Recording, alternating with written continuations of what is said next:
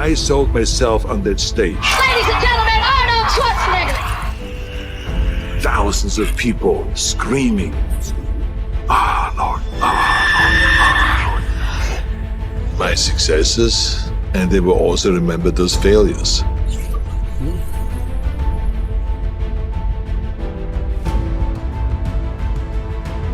Now let me get right away to the first rule of success. The first rule of success is to have a vision. You see, if you don't have a vision of where you go, and if you don't have a goal where you go, you drift around and you never end up anywhere. It's like you can have the best ship in the world, you can have the best airplane in the world. If the pilot or the captain doesn't know where to go, it will just drift around. It will not end up anywhere, or most likely in the wrong place. So I was very fortunate that I stumbled onto my vision. I mean, as you know, I was born in 1947 in Austria after the Second World War. And I didn't really like Austria when I grew up. I couldn't wait to get out of there. I couldn't see myself becoming a farmer or a worker in a factory or anything like that. Even though my parents wanted me to stay there and have a normal life. My father wanted me to become a police officer like he was. My mother wanted me just to stay there and marry a girl with the name of Heidi, hopefully, and have a bunch of kids and run around like the Van Trapp family in The Sound of Music. But that was their vision, not mine. My vision was totally different. I felt that I was born for something special, for something unique, for something big. So I was searching. Then one day I went to school. I remember I was 11 years old, and they showed a documentary about America. And there they showed in this documentary the huge skyscrapers, the high-rises, the huge bridges, the 6-lane freeways, the huge cars with the wings sticking out, and all of this stuff. And I said to myself, that's where I want to be. I don't want to be around here with these little farmhouses and these little buildings and everything is old. I want to be in America. But now the question was just, how do you get to America? In those days, it was a very expensive trip. It's not like today. So again, I was very fortunate that one day after school, I walked by a store in Graz, which was called Brühl. And it was the only store that really sold kind of American stuff. So one day, they had jeans there, American jeans. And then they had the pool walker. And then they had an expander and some barbells and some dumbbells and an exercise bench in the window. So I went inside and I looked around and I looked at this stuff, and then I saw a magazine.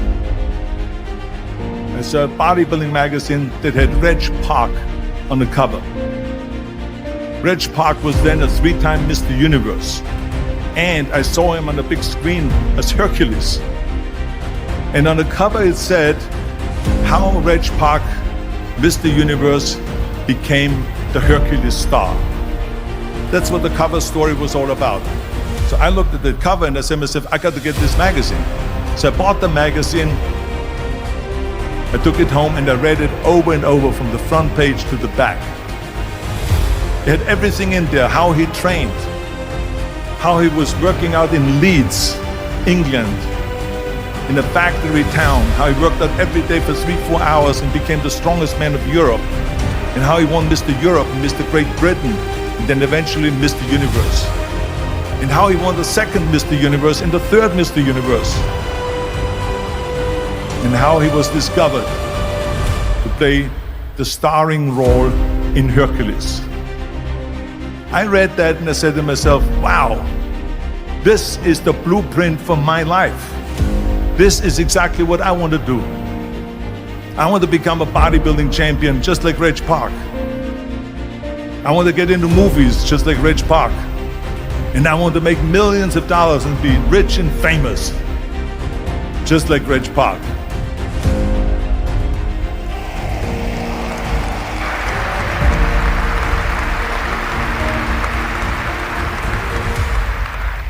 Do you know how great it felt that I knew where I was going?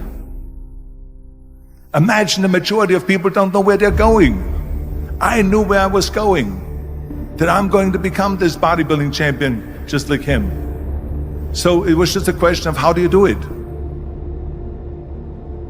I was so relieved because when you have a goal, when you have a vision, everything becomes easy. Because remember that in America, for instance, when you study, you will see the percentage of people that like their jobs. 74% hate their job in America. Now, there is not much different when you come to Europe. The majority of people don't like what they're doing because they're really not doing it because they didn't have a goal and they followed this goal. They just aimlessly drift around, and then all of a sudden there's a job opening, so they get that job because you have to work. But then when you work, it's a chore. It's work. It's not fun. So if you think about, only a quarter of the people really enjoy what they're doing in life. That is unbelievable if you think about it. So I felt so blessed that I knew what I was doing. It's like a medical student that studies and knows he wants to become a doctor. You know where to go. So I knew where to go. So people always ask me, when they saw me in the gym in the pumping iron days, they said, why is it that you're working out so hard? 5 hours a day, 6 hours a day, and you have always a smile on your face. The others are working out just as hard as you do, and they look sour in the face. Why is that? And I told people all the time, I said, because to me, I'm shooting for a goal. In front of me is the Mr. Universe title. So every rep that I do gets me closer to accomplishing that goal, to make this goal, this vision turn into reality. Every single set that I do, every repetition, every weight that I lift will get me a step closer to turn this goal into reality. So I couldn't wait to do another 500-pound squat.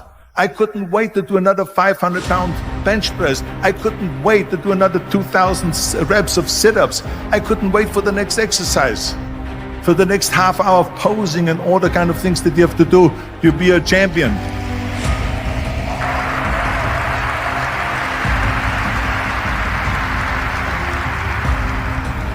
I felt so great knowing where I was going, and I tell you, it worked.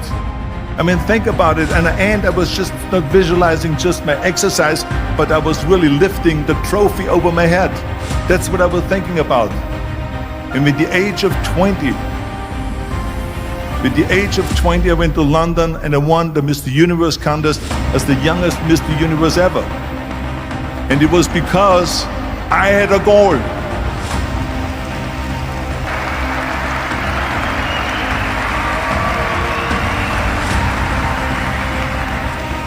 And this is no different than anything else, what I'm talking about. This is not just about bodybuilding. It was the same in acting. I remember when I was doing Conan the Barbarian. I was crawling on the rocks with a sword in my arm, crawling on all four. And of course, being that it's Conan, I didn't have clothes on or anything like that, right? So it was kind of, my knees were bare, my elbows were bare, and everything was crawling on the rocks. So after 10 takes, my elbows were bleeding and my knees were bleeding. And the director came to me and he said, Arnold, I'm so sorry that you have to go through this, but we need one more take, a close-up of you crawling with the sword towards the camera. Can you handle one more take? And I said to him, I don't know what you're talking about. He says, I'm totally fine. He says, but you're bleeding. I said, because I don't feel it, because I can visualize what the scene will look like in a film. And I'm so excited about this scene.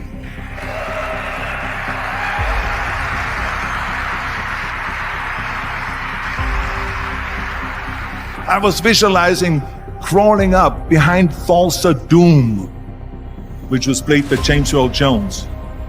Crawling up behind Falsa Doom with the sword slowly, and then rising up behind him and whack, cutting his head off.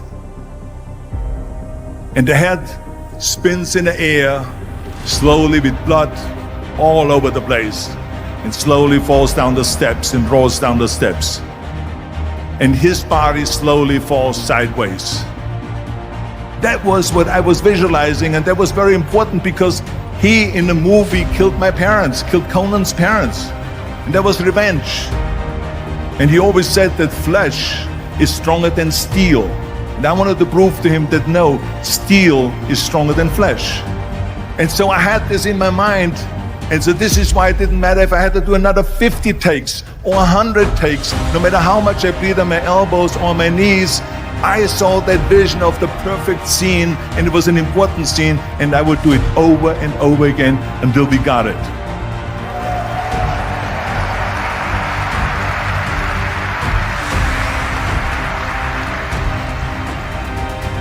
And the same thing is also in politics. I remember that in politics, I had a very clear vision that I will be the leader of California. This is as far as I could go because I was not born in America, so I could not run for president. So being the governor of the fifth largest state, I should say the largest state, the fifth largest economy in the world, was for me really the ultimate title, the ultimate accomplishment in politics. So even though people came up to me and says, why don't you go and run for something smaller, you're never gonna make it. I ran for governor, and then 2 months later I became governor of the state of California. Again, because I had a very clear vision what I'm gonna do with California. So let me tell you something, visualizing your goal and going after it makes it fun. You got to have a purpose no matter what you do in life. You got to have a purpose.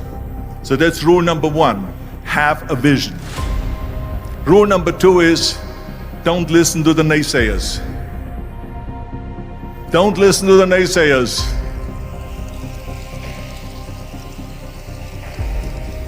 Everything I ever did, the thing that I heard out of people's mouth was, that's impossible. That can't be done. Or no. I remember when I wanted to be a bodybuilding champion, including my parents and everyone else around me, said this is impossible. Why don't you become a ski champion? That's what they do in Austria. Or a bicycle champion, they do some track and field. You can't be a bodybuilding champion. That is exactly what I heard, and of course I proved to the people that it can't be done. So whenever someone said to me, it can't be done, I heard it can be done. When they said no, I heard yes. And when they said it's impossible, I heard it is possible. Because I am a strong believer.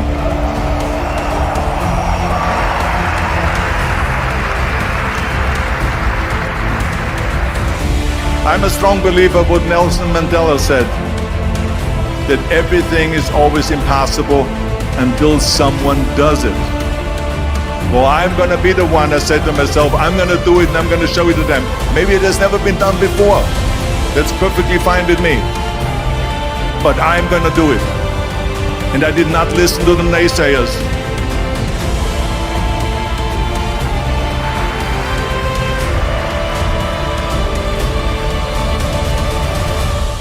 The same was also when I went into not just in bodybuilding, they said no.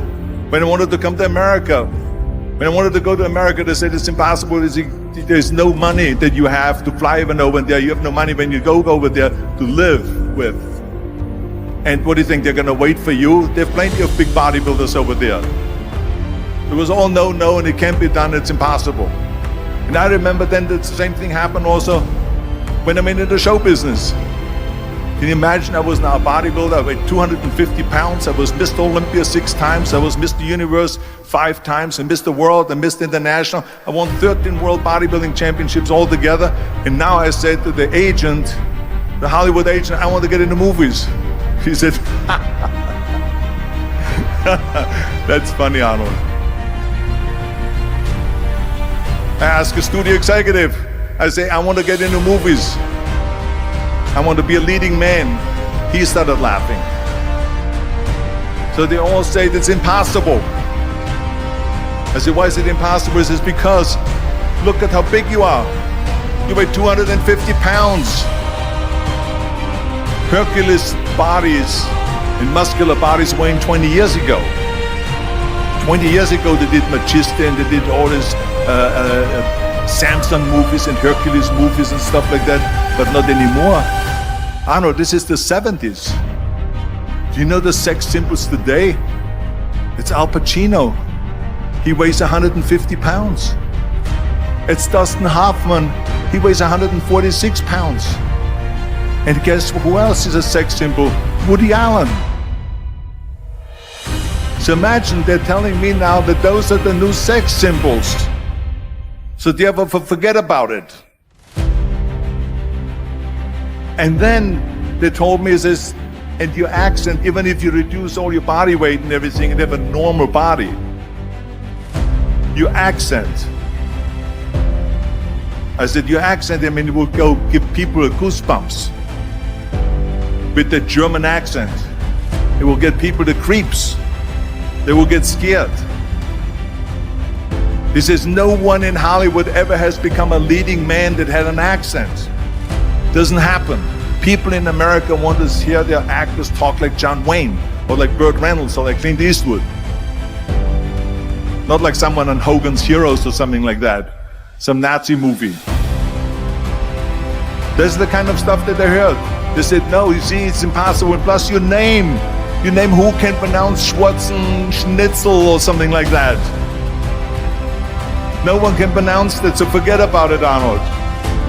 This is the kind of thing that I heard. Imagine, you go from studio executive to studio executive, from agent to agent, from manager to manager, and they all said exactly the same thing. Now that's very encouraging, isn't it? But you know something? I didn't give a shit. I didn't.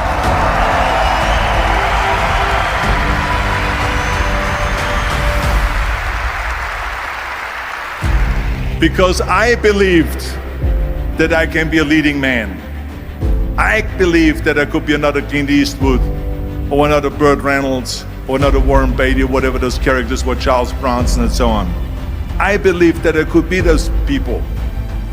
I said, there's enough room on that ladder that I can fit up there.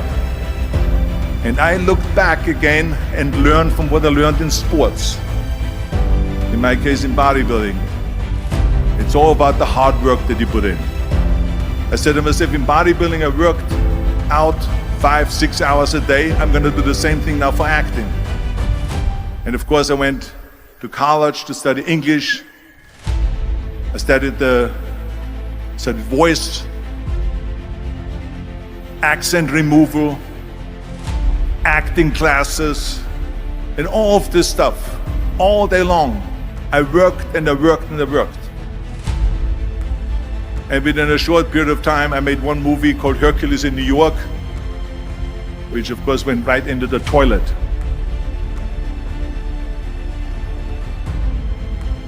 But it didn't discourage me.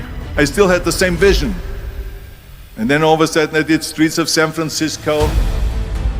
I did Stay Hungry and Pumping Iron and The Villain. And then all of a sudden I was asked by Dino De Laurentiis and by Universal Studio, biggest studio, to star in Conan the Barbarian. And after I did Conan the Barbarian, the director at the press conference said to the press, the director was John Milius. He said to the press, if we wouldn't have had Arnold, we would have had to build one. So think about that.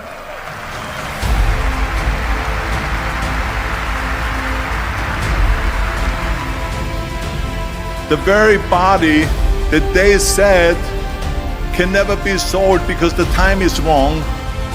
A few years later, I'm doing Conan the Barbarian, and it was the #1 hit at the box office when it came out in the summer of '82. Think about that. And the director says, if we wouldn't have had his body, we would have had to build one. So all of a sudden, my body became an asset, not a liability. And the same thing was with Terminator. After we were finished filming Terminator, Jim Cameron said to the press, if Arnold wouldn't have had that accent and talked like a machine, I think the movie wouldn't have worked. So think about that. The body and the accent that they attacked was an asset.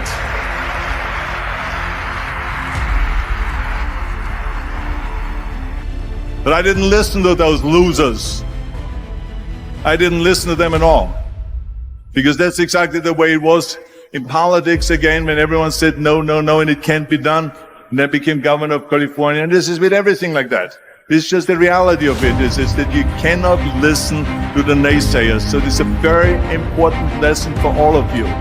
So when someone says, no, this is a stupid idea, you in your mind, you don't have to say it, but in your mind just say this, fuck you, you're an asshole.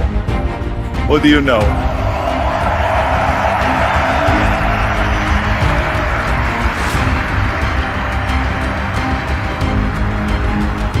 If I would have listened to the naysayers, from bodybuilding to show business to politics, I would not be standing here today talking to you.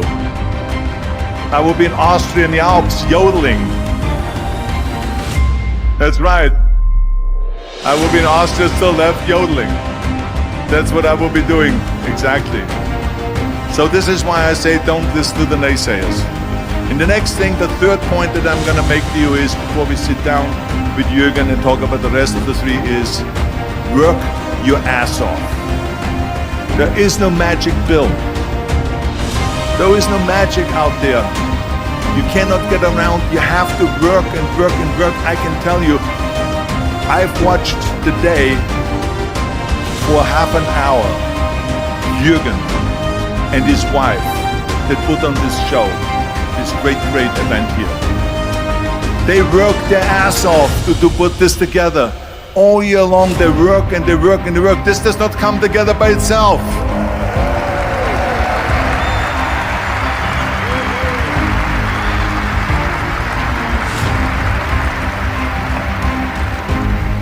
For half an hour they were running around and making phone calls and doing this and that and talking to their aides and make sure this is happening, make sure there's the water out there.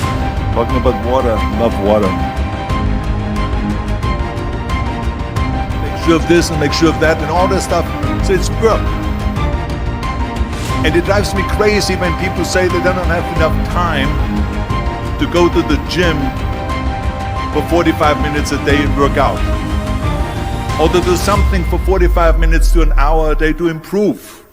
If it is physically improve or if it is mentally to improve. Imagine you read 1 hour a day about history. How much you will learn after 365 hours in 1 year. Think about if you study about the history of musicians, of composers, how much you would know. Imagine if you would work on a business, on some business that you want to develop every day for an hour. Imagine how further along you will go and get. So it drives me nuts because we have, when people say we don't have the time, we have 24 hours a day. We sleep 6 hours a day, so that gives you still 18 hours. And there's someone shaking their head out here in front to say probably, I don't sleep 6 hours, I sleep 8 hours, right? Or just sleep faster.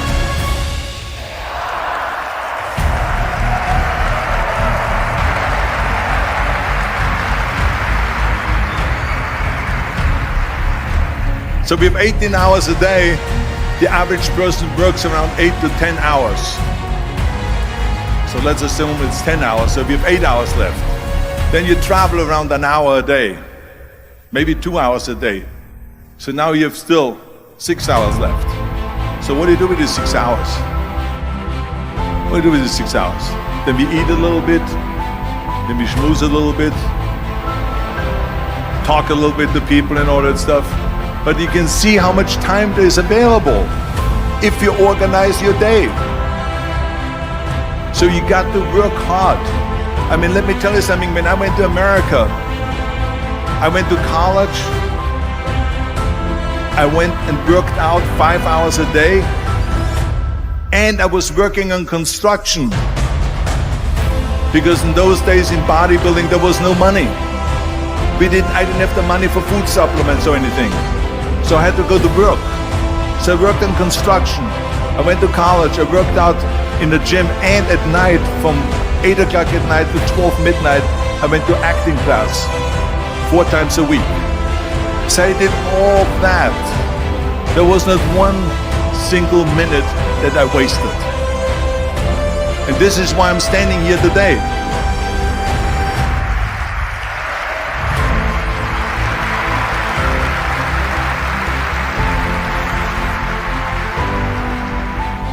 I became very friendly with Muhammad Ali in the 70s. And Muhammad Ali worked his butt off. And I saw it firsthand. And I remember that there was a sports writer that was there in the gym when he was working out and he was doing sit-ups. And they asked him, how many sit-ups do you do? And he said, I don't start counting until it hurts. Now think about that. He doesn't start counting his sit-ups until he feels pain. That's when he starts counting. That is working hard. And so you can't get around the hard work. It doesn't matter who it is. As a matter of fact, I believe what Ted Turner said, work like hell and advertise.